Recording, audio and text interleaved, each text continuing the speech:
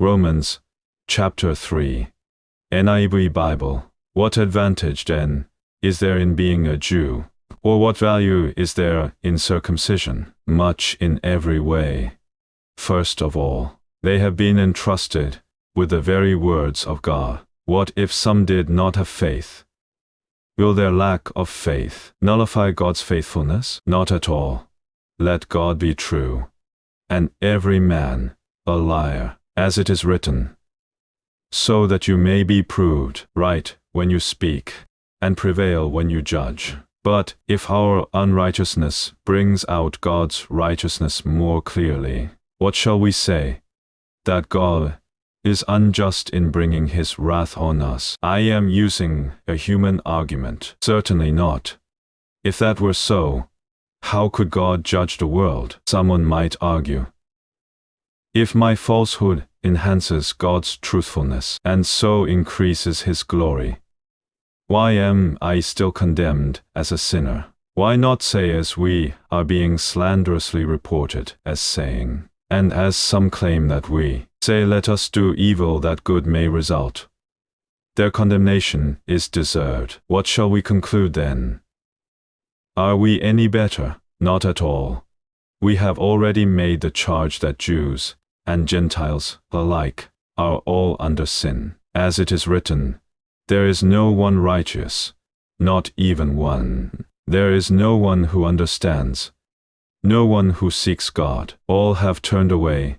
They have together become worthless. There is no one who does good, not even one. Their throats are open graves, their tongues practice deceit. The poison of vipers is on their lips. Their mouths are full of cursing and bitterness. Their feet are swift to shed blood. Ruin and misery mark their ways, and the way of peace they do not know. There is no fear of God before their eyes. Now we know that whatever the law says, it says to those who are under the law, so that every mouth may be silenced, and the whole world held accountable to God. Therefore no one will be declared righteous in his sight by observing the law. Rather, through the law, we become conscious of sin. But now a righteousness from God, apart from law, has been made known, to which the law and the prophets testify. This righteousness from God comes through faith in Jesus Christ to all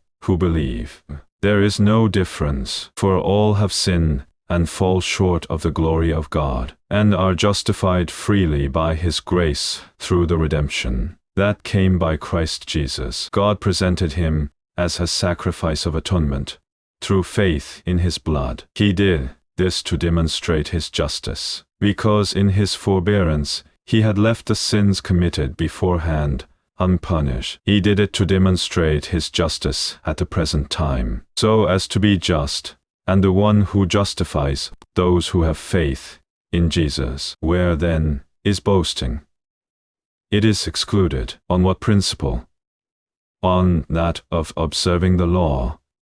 No, but on that of faith. For we maintain that a man is justified by faith apart from observing the law. Is God the God of Jews only?